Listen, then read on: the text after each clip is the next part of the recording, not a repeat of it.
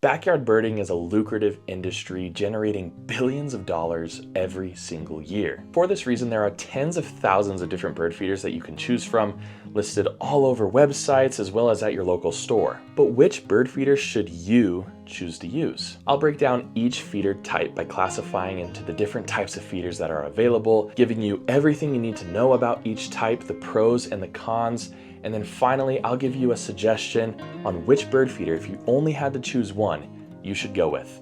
Let's dive in.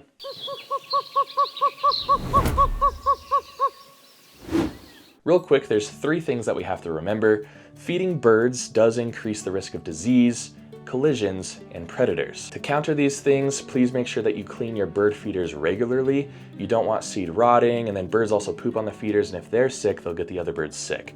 So make sure you take down your bird feeder every couple of weeks and clean it thoroughly, or if you have a hummingbird feeder, take it down every couple of days. If you have outdoor cats, maybe consider not feeding birds, but if you have just neighborhood cats in your area, keep the bird feeders elevated off the ground. And then finally, make sure you put decals up in your windows to keep the birds safe so they can see that window glass and not run right into it. Now that that's out of the way, let's get into the different bird feeder types. Like I mentioned before, there are thousands of different bird feeders, but they all fall into different types of groups. So the first one we're gonna start with is called what I call a perch feeder or a house feeder. And honestly, these are probably the most common types of feeders out there. They feature a perch for the bird to stand on or a small tray and then a roof that covers the seed. The pros to this feeder is that most birds will be attracted by this feeder depending on the size of your perch. So if you have a larger perching area, it'll bring in some of those bigger birds, making this feeder really versatile for a range of different species from big to small. Like I mentioned before, they typically have a roof, and this covers the seed from rain, so you don't have to cycle out your seed whenever it gets soggy. Most of the time your seed will stay dry and prevent spoiling. The other nice thing is that the troughs typically hold a whole bunch of seed. So when I fill up these bird feeders, I only have to cycle through seed about every 4 days, which is really nice because it's not as hands-on as some of these other feeder types. And then lastly, if you really like technology, smart bird feeders actually typically come in this style. I've actually never seen a smart bird feeder for any of the other styles that we're gonna talk about except for one, which we'll get into in a minute. So if you like smart bird feeders, these are typically the style that you're gonna find them in. There are a few cons that come along with this though. Typically pests like squirrels, raccoons, and other large animals as well, they can access the seed pretty easily, so you're gonna wanna make sure that you find ways to mitigate that. They're also a bit more of a hassle to clean. There's more nooks and crannies that you have to try to get into with a rag, and sometimes it's impossible to get every little smashed bit of seed out from them, so they are a little bit tedious to try to clean fully. And then another con, because this feeder is so versatile, some of those bigger birds like doves, for example, mourning and Eurasian collared doves, can typically come feed at these feeders. They eat a lot of seed, and some people don't like that. Some people don't mind it, so this is kind of a con or a pro depending on how you feel about these bigger birds. Now, which seed do you want to use with these feeders? I actually released a seed guide, first video ever on this channel, go check it out. But I really love black oil sunflower seed. You can honestly use anything really in these feeders because that seed stays nice and dry. But black oil sunflower seed is the most versatile, and it actually attracts the largest range of birds. So that's the one I would prefer. And then just a quick tip with this type of feeder as well, if you do have this feeder and you have a squirrel problem, set up a squirrel baffle underneath the feeder. Squirrels can only really climb up, and those baffles are kind of like umbrellas that go down over the top of that pole, preventing squirrels from being able to access your seed. All right, let's move on to the next type of feeder, the tube feeders. So the pros to the tube feeders is that the seed is encased in a metal or plastic tube, meaning that your seed's going to last longer and not spoil as easily. They can also target a smaller range of birds. So if you like those smaller finches or chickadees, this is probably the feeder you want to go with. Other birds can also access this seed if they really wanted to, but you really are limiting your scope to these specific smaller bird species. Some cons to tube feeders is a lot of them are plastic, and this kind of goes for all feeders in general. If you have plastic bird feeders, squirrels can chew through them, so you just want to be cognizant of that if you have a squirrel problem. There are metal feeders though, so this is not a deal breaker if you really want to find yourself a tube feeder. Another con, it only really is limited to these really small birds like finches and chickadees, so if you want a larger array of birds at your feeder, then this probably isn't the option for you if you were to just go with just one. And then lastly, it needs to be cleaned quite regularly. Because this is a tube feeder, some of those holes are actually above where the seed sits, so some of that seed never gets touched at all near the bottom. So you want to make sure you go in there and clear that out every single time that you're refilling it, because that seed at the bottom is just going to get rotten and gross, and that's not good for the birds. What seed type should you use with this feeder? I would recommend Niger seed. If you do go with Niger seed, that's going to bring in your finches specifically, and chickadees like it too.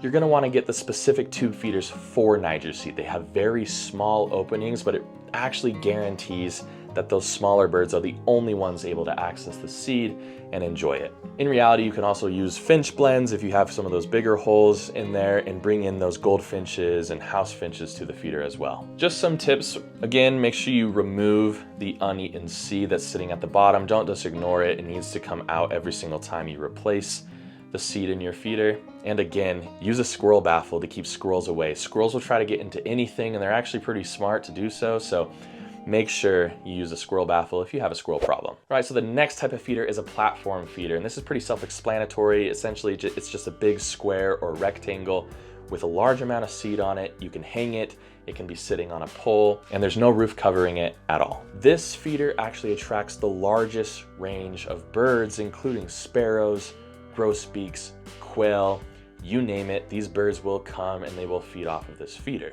Another pro is you can really put whatever you want on a platform feeder, so there's really no restrictions on what seed you can use. You can throw peanuts on there, shelled peanuts, and just a variety of different foods for the birds that you want to attract. And then lastly, it's pretty easy to clean. You could just hose it down and then add some bleach solution every couple weeks as well, mix that in there.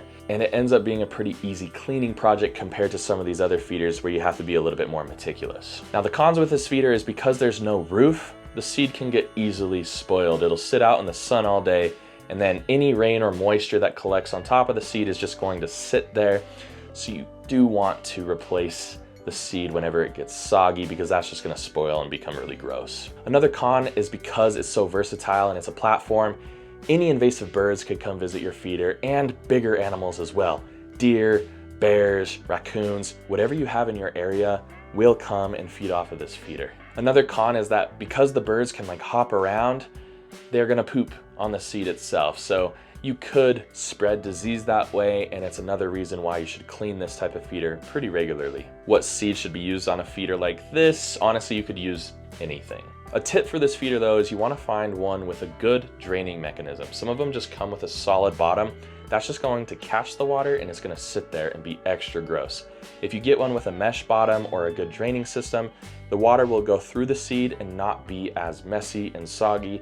You'll still have to cycle the seed out, obviously, but it's going to be less of a mess and less of a hassle when it's time to clean. All right, the next feeder type is the suet feeders. Typically, this is a cage that stores a block of suet on the inside. The pros to this feeder is it attracts pretty unique bird species to your yard, including woodpeckers, chickadees, nuthatches, titmice, a whole bunch of really cool species really like suet that you wouldn't normally see at a bird feeder. Although I have seen woodpeckers at like black oil sunflower seed feeders here at my own home as well. The other pro to this type of feeder is you can really hang it from anywhere. You can hang it from your other feeder setup, you can hang it from a tree.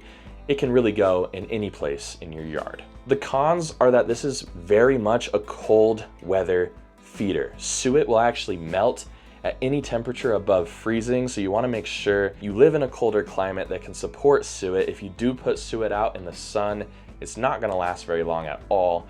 So make sure that you put this feeder out on the colder months, and especially if you live in those freezing cold temperature areas. A tip for this feeder is that you can actually make your own suet using peanut butter and a whole bunch of household items. So check out some of the online resources to be able to do so and make it healthy for the birds as well. And last but not least, we actually have hummingbird feeders. These are feeders that are filled with nectar, which is really just sugary water. Really cool feeder type that attracts a very specific bird, the hummingbird. The pros to this feeder is that they are typically a hanging feeder, so you can hang them again from really anywhere. A lot of people can have these type of feeders in apartment complexes, especially if you live on a second floor apartment like me. I can hang one out on my balcony and it's not gonna make any mess whatsoever with like the seed underneath. A really awesome option if you love birds, but don't have space for them outside. The other thing, it doesn't really attract too many other creatures. It does bring in a few other non-bird species, but we'll talk about that in the cons section. And then the last bonus is that there are smart bird feeders for hummingbird feeders now available, and they're actually pretty awesome. I have one that I'm going to do a review for over on the Bright-Eyed Birding channel, so make sure you stay tuned. That one's gonna come out in a couple weeks. Now, what are the cons? You actually have to change your hummingbird water every 3 to 4 days. If you don't do so, the water's going to get moldy. The hummingbirds aren't going to want to eat. If the water ferments, they actually can get drunk off of that, which is an interesting thing about hummingbirds. But yeah, there's a lot of hands-on maintenance with the hummingbird feeder. You have to be cycling it through. You can't just leave it out for weeks on end. The creatures that do visit a hummingbird feeder include ants and wasps, so you might bring in more bugs, but there are ways to mitigate making sure that they don't get into your hummingbird water. And a lot of these hummingbird feeders actually have built-in mechanisms to keep these pests out. And then the last thing, it only brings in one type of bird. So if you're someone who wants nature just flowing through your yard, a hummingbird feeder is going to bring hummingbirds. And if you're out east, that means it's only going to bring in one type of hummingbird, the ruby-throated hummingbird, unless a rare visitor comes to your state. But if that's something you're okay with, this isn't a con at all. Obviously, you're going to use your own homemade nectar for this. You don't need to go out and buy nectar from cans. I know a lot of people do that, unless you have some extra money laying around and that's something you want to do, but you can make it really easy. It's 1 part sugar, 4 parts water. So 1 cup sugar, 4 cups water. A lot of people say you have to boil the water. You actually don't. It helps the sugar dissolve, but if you stir it really, really well, you won't have any problems. And then lastly, do not dye the water. A lot of times back in the past, they would dye the water red. Do not do that. It has no benefit to the hummingbird. In fact, it might have some negatives given to the hummingbird, and it won't attract them because most hummingbird feeders are brightly colored already. And then some tips. If you plant some native species in your yard, hummingbirds are going to come regardless of your hummingbird feeder, and you'll probably get more visitors than you would normally. And this goes for all bird species. If you have native plants in your yard, more birds that are supposed to be in your area will love your yard even more. And then another tip, put it up right before migration. You might bring in a rare hummingbird that just passes through in a 1-week period. For me, that's the calliope hummingbird. They typically go up to higher elevations, but we do get them for a week or two every single year. So which feeder should you choose? Well, it really depends on what you want. If you want the widest range of visitors to your yard, the platform feeder is probably the right choice. Just keep in mind, it does require a lot of maintenance and hands-on cleaning throughout the year. If you want still a whole bunch of species, but with less hands-on cleaning and less restocking over and over and over again, the Perch/home feeder is probably the best option. And there's some awesome smart bird feeders.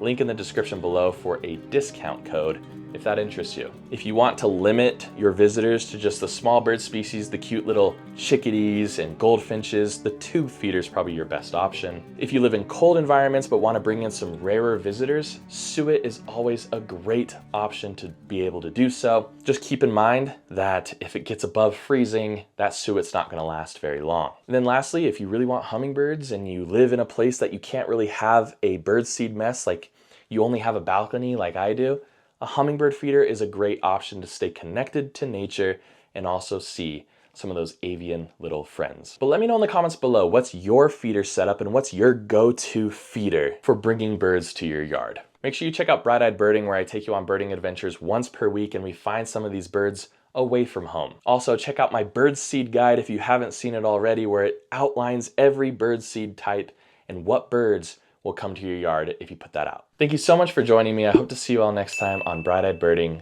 Learn.